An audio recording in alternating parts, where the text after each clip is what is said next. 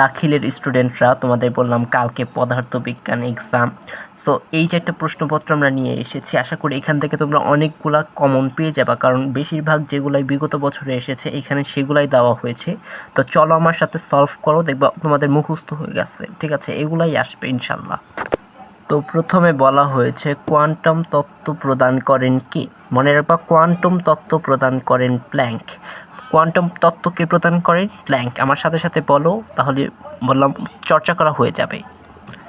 এরপর রয়েছে নিচের কোনটি মৌলিক রাশি নয়? মনে রাখবা, মৌলিক রাশি নয় কোনটা? তাপ। তাপের কোনো একক নাই, দিক নাই, দিক লাগে না। ঠিক আছে, তো মৌলিক রাশি নয়, তাপ একটা মৌলিক রাশি নয়, মনে রাখবে এটা।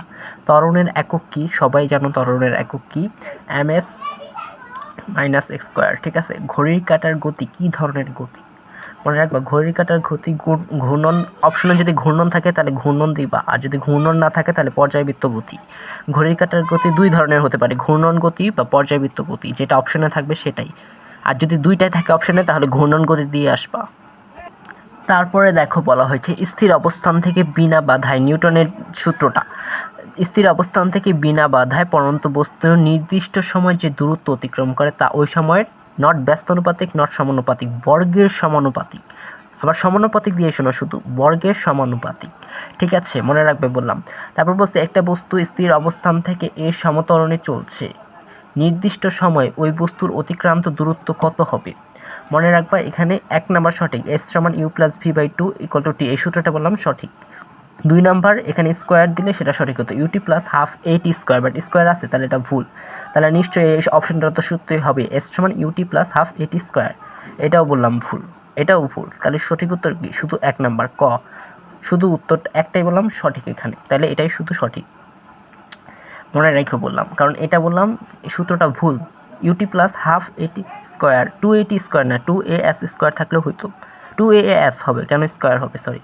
তারপর 7 নম্বর প্রশ্ন বলেছে বস্তু যে অবস্থায় থাকে সে অবস্থায় যে থাকার যে প্রবণতা সেটাই জড়তা। এটা জানো, এটা বইয়ের প্রথমে লাইনই দেওয়া আছে, 3য় অধ্যায়ের। বলের মাত্রা কি? বলের মাত্রা mlt/-1। মনে রাখবা, বলের মাত্রা, ত্বরণের মাত্রা, সরণের মাত্রা, এইসব মাত্রাগুলো দেখে যাবে, এগুলো থেকে 2টা কমন আসবেই। তারপর ভরবেগের একক কি? দেখছো, এই যে একক দিয়ে বললাম না, একক সবগুলোরই দেখে যাবা। মনে রাখার বললাম ট্রিক্সও আছে, জানতে চাইলে কমেন্ট করো। kg/-1 এটা। ঠিক আছে, ভরবেগের কি সংকেত হচ্ছে এটা। তারপর 5 কেজি ভরের একটা বস্তুর ওপর 50 নিউটন বল প্রয়োগ করা হলে এর ত্বরণ হবে কত? এই ত্বরণ কত হবে যখন এই ধরনের প্রশ্ন করা হবে? আমরা জানি কি, আমরা জানি কি F সমান ma। তাহলে এ সমান কি হবে বলো? এম এ কে যদি এই পাশে নিই তাহলে এফ, উপরে এফ, নিচে কি হবে? এ। আমরা সরি, আমাদের তো এর মান বের করতেছে, তাহলে নিচে হবে এম। এখন এফ ভাগ এম দিয়ে আমরা এই করি, চলো। সো এখানে দেখো এফ এর মান কত দেওয়া আমাদের?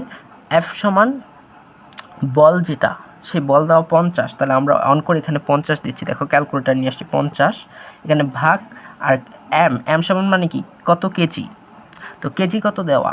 এই যে 5, তাহলে 5 দিই, ভাগ 5 দেওয়ার পর দেখো আনসার কত আসে? 10। তাহলে 10, আনসার কত? 10। তাহলে এখানে কি অপশনে 10 আছে? দেখো এই যে 10, এটাই হচ্ছে আনসার। ঠিক আছে, আবার একক দেখো, একটা 2টা 10 থাকতে পারে, তখন একক দেখে বললাম চিনতে হবে, এটাও বললাম একটা নোটিস বিষয়, মনে রাখবো বললাম। একক দেখে অনেক সময় 2টা একসাথে দিয়ে দেয়, তখন আগে যেটা থাকে অনেকে দাগায় আসে ভুলবশত, অপশন না দেখাই পুরাটা। কাজের একক কি? কাজের একক আমরা কি জানি? জুল। কাজের একক কি? জুল। খুবই সহজ কোশ্চেন।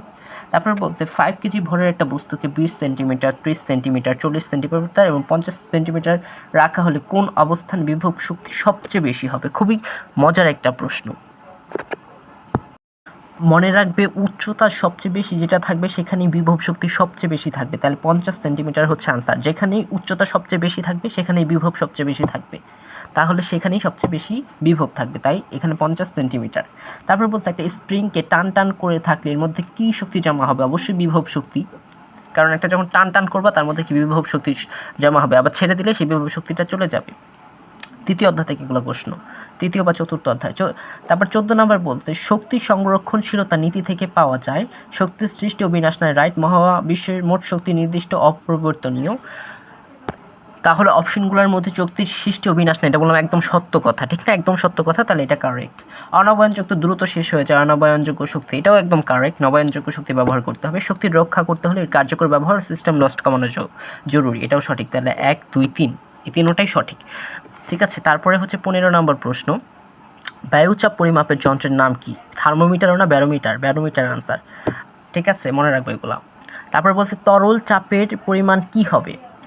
আসলে তরল চাপের পরিমাপ হচ্ছে ঘনত্বের ব্যস্তানুপাতিক নাকি না গভীরতার সমানুপাতিক, মনে রাখবে। গভীরতার ওপর তরল চাপের একটা পরিমাণ নির্ণয় করে, সমানুপাতিক। গভীরতা যত বাড়বে তরল চাপও ঠিক একই হারে বাড়বে, ঠিক আছে, তাহলে গভীরতার সমানুপাতিক। তারপর পদার্থের চতুর্থ অবস্থার নাম কি? প্রথম অবস্থা তরল, দ্বিতীয় অবস্থা কি? কঠিন, তৃতীয় অবস্থা বাষ্প, চতুর্থ অবস্থা হচ্ছে প্লাজমা, মনে রাখবা। তারপর একটা উদ্দীপক দিয়েছে, দেখো, পাত্রের নিম্নতলে কি পরিমাণ চাপ অনুভূত হবে?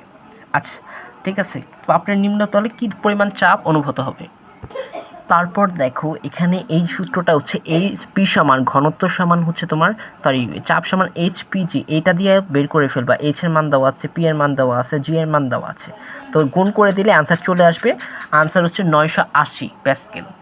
তারপর 19 নম্বরে সঠিক উত্তর বলতেছে যে যদি পাত্রের মুখে এফ বল প্রয়োগ করা হয় তবে বল শুধু পাত্রের তলায় চাপ প্রয়োগ করবে, অবশ্যই এটা সত্যি। যদি শুধু পাত্রের বক্রতলে চাপ প্রয়োগ করবে, পাত্রের সকল দিকে চাপ প্রয়োগ করবে। 1 2 3 সব জায়গায় চাপ, মানে বক্রতলে চাপ করা মানে কি? সকল দিকে। শুধু বলছে কেন? শুধু বললে তো 1 2 3 হবে না, তাহলে 3 হবে। শুধু পাত্রের সকল দিকে চাপ প্রয়োগ করবে, ঠিক আছে। আচ্ছা, তোমরা তাও এটা একটু দেখে নিও, আমার মনে হইতেছে এটা প্রবলেম আছে। তোমরা দেখি এতক্ষণ কি শিখলে, এটা তোমাদের HW, এটা সঠিক উত্তর কি বলে দিবা। তারপর বলছে এটা একটা চিত্র, গ্রাফের চিত্র, দেখো সময়ের সাথে সাথে কি বাড়তেছে, সময়ের সাথে সাথে বাড়তেছে, তার মানে কি সময়ের সাথে সাথে বাড়লে, বেগ বাড়লে কি হয়? সমত্বরণ।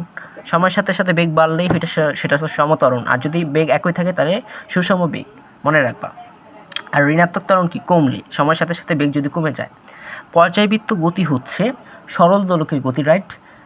পেট্রোল ইঞ্জিন সিলিন্ডারের গতি, কম্পমান সুরশালাকার গতি, হ্যাঁ তিনোটাই।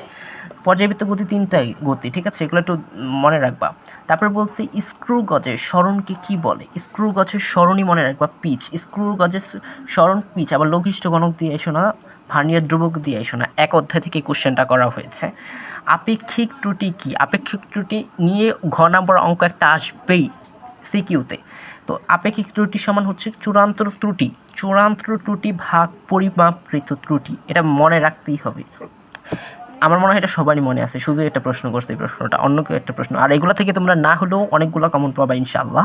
24 নম্বর হচ্ছে মহাকর্ষীয় ধ্রুবক জি এর মান কত? এটা মুখস্থ রাখতে হবে, ঠিক আছে। 6.67 গুণ 10⁻11 nm square KG per square. তারপর নিচের কোন দুটি বস্তুর মধ্যে অভিকর্ষণ বল ক্রিয়া করে? বলো তো কোন দুইটা? চন্দ্র ও সূর্য, ঠিক আছে, না সরি, পৃথিবী ও বই, পৃথিবী ও বই, পৃথিবী ও বই, সরি আমি এটা ভুল বলছি, পৃথিবী ও বই, মনে রাখবা। কারণ পৃথিবী আর পৃথিবীর ভেতরে যে জিনিসটা, মানে নিচ থেকে ওপরে, এই যে আমরা একটা জিনিস ফালাইলাম পৃথিবীর মধ্যে, দেখো এটা কানেকশন আছে না, তাহলে পৃথিবী ও বই, সঠিক উত্তর কি? পৃথিবী ও বই, মনে থাকে জানি সবার। আশা করি এখান থেকে তোমরা অনেক কমন পাবা ইনশাল্লাহ।